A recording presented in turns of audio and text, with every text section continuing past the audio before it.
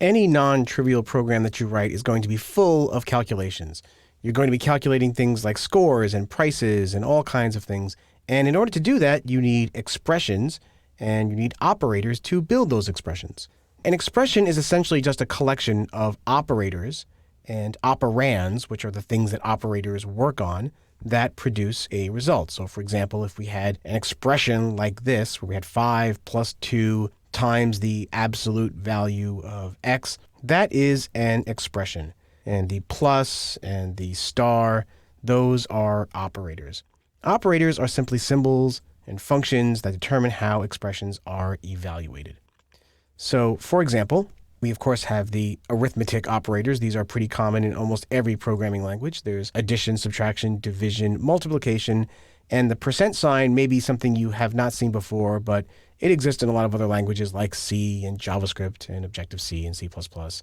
It's the remainder or modulus operator. Basically, it gives you the leftover results of a division operation. So for example, 5 modulus 2 would be 5 divided by 2, but what's left over, so it would be 1. There's also the assignment operator. The assignment operator is the equals sign. So take an example. If we had two variables, x and y, and we wanted to add them together using the plus operator or the addition operator, we could then take the result of that expression and assign it to a third variable called result using the equal sign.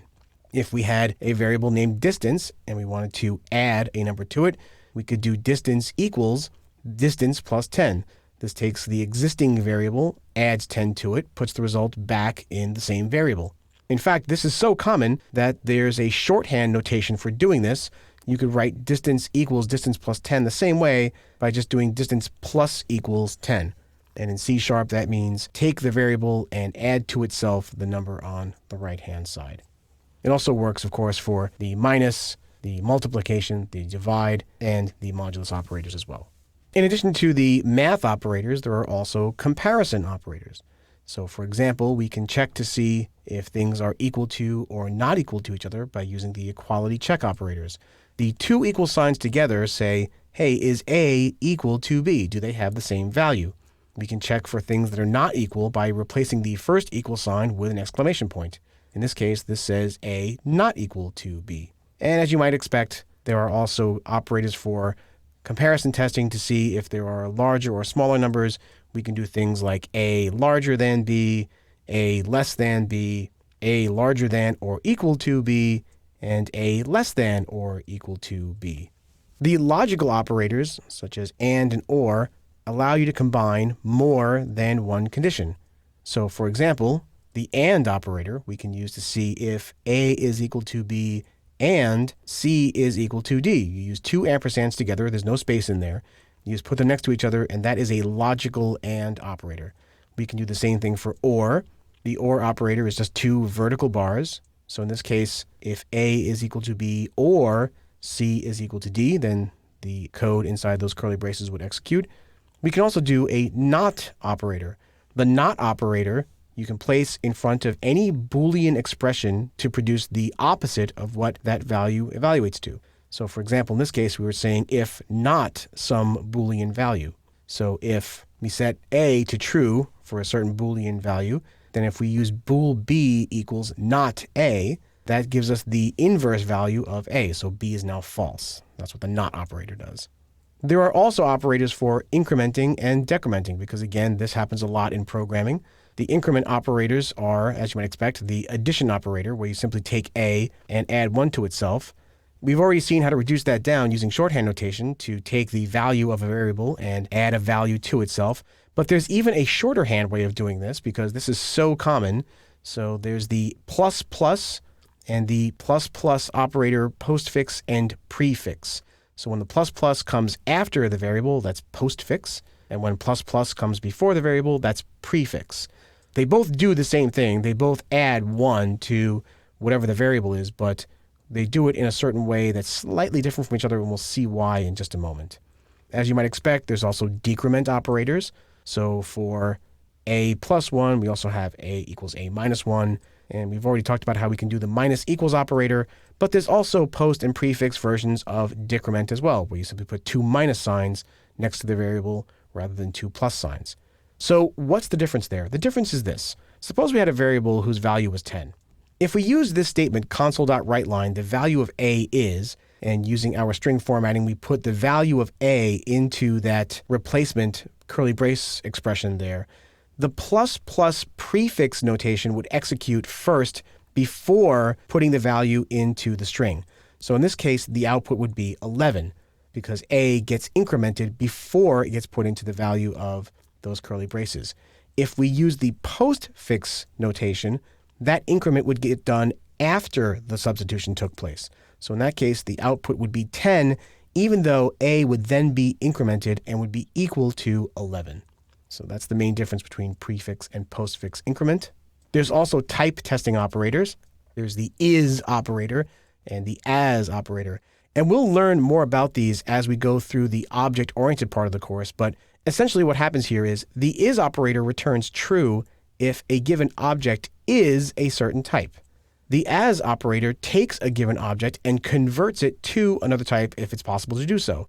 So let's just take a quick example, and I understand if you don't follow along right away with this, but as we get to the chapter on object orientation, this will become more clear. So suppose we had a function that takes an object, a generic object type.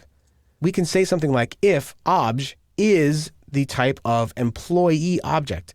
So the is operator will return true if the object is of type employee. And if that's the case, we can then use the as operator, which will convert the object to the type that we give it. And if it can't be done, it will return null. So in this case, we're taking the employee emp and we're saying obj as employee.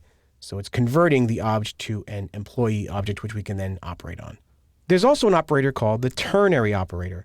Now, most operators we've seen so far are binary operators. So for addition, for example, you have two operands. You have the two operands that are being added together. The ternary operator works a little bit differently. It actually has three operands, and it's written using the question mark and the colon. It operates as if it were a very compact if-else statement. So it works like this. You have a condition which evaluates to true or false, just like in an if statement. You then put the question mark next to it, and then the value that you want to be assigned in the case that the condition is true, and then a colon, and the value that you want to be assigned in case the condition is false.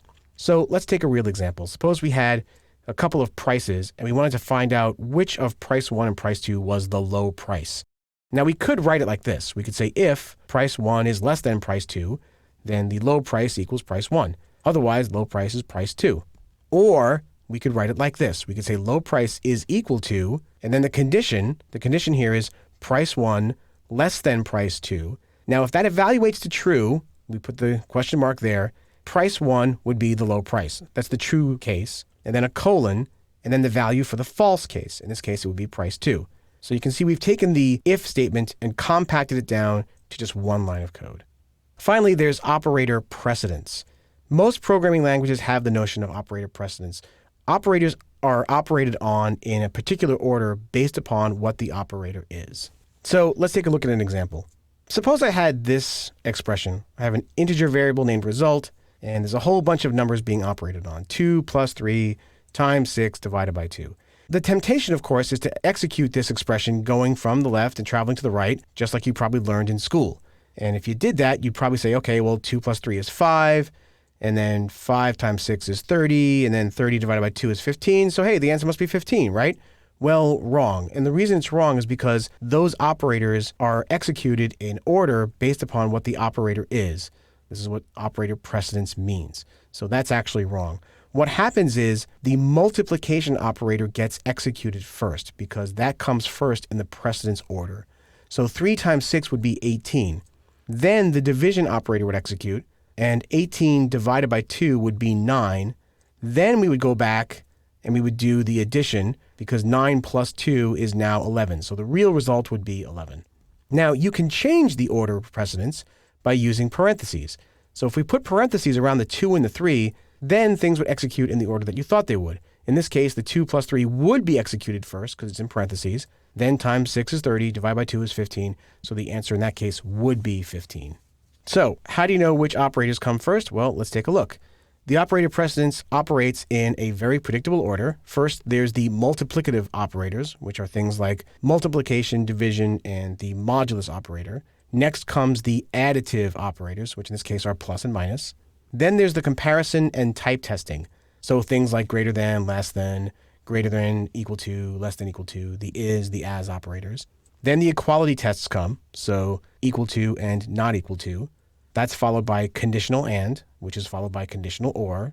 Then the ternary operator comes, and then finally the last operator to execute is the assignment operator. Keep these rules in mind because this is the source of a lot of bugs in programs of beginning developers. And once you realize that the operators execute in an order of precedence, this will save you a lot of headaches down the road.